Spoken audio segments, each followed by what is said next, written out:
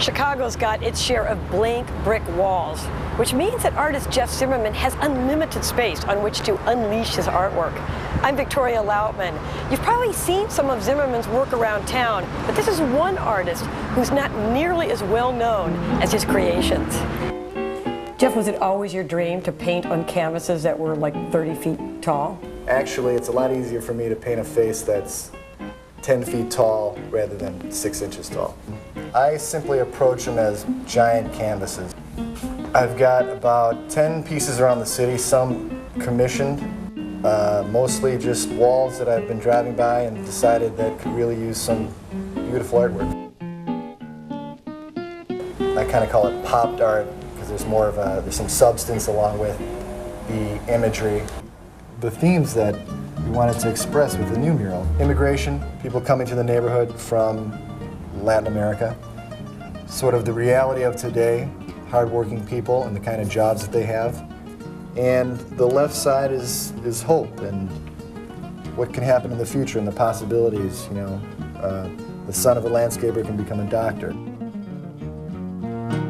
Okay, when I have my design more or less hammered down, I take the photographs.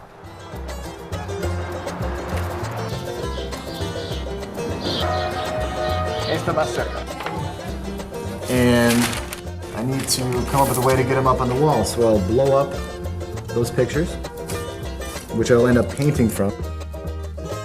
I will take that picture and I will trace it. So I'll have a transparency made, and then I'll go on to the next step. Wow, look at that. Yes. That's amazing.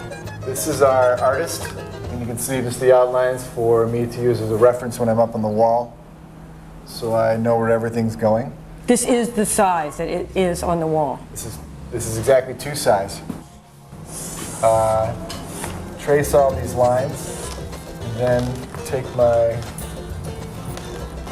handy pounce wheel, perforates those lines. This comes down, and when I get to the wall, I put it back up exactly as it is, and I start to transfer the image to its spot.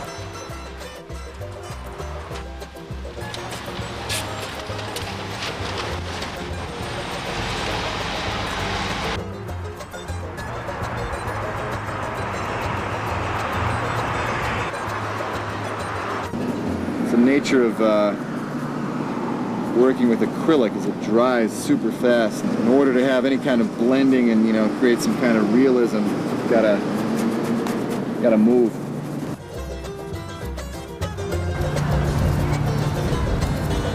He's reaching out to us, and the expression on his face is hopefully ambiguous enough so it's menacing, but also hopefully kind of compassionate.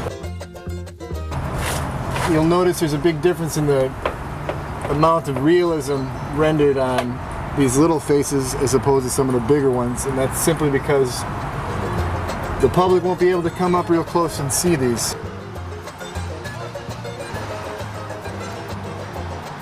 Rigoberto Menchú, Cesar Chavez, Oscar Romero, Subcomandante Marcos, and Zapata. They're kind of floating up in the sky there. When it's done, they'll be kind of cloud-like.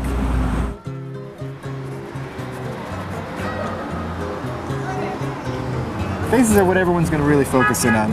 Faces have to have that great expression to convey, these emotions.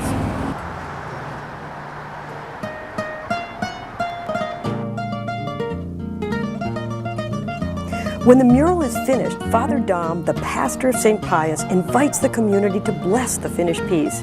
It's a celebration for the community to welcome the new artwork. Del Espíritu Santo. Amén. Dios bendiga este mural y todo el pueblo de México. The name of this piece is Los Increíbles las cosas que se ven, or It's Unbelievable the Things That Can Happen.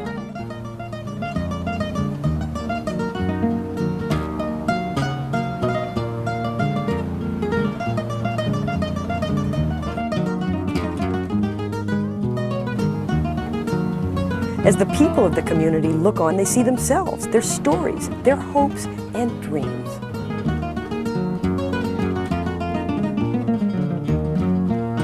Tú eres la linda Petrona, clavel de Tehuantepec.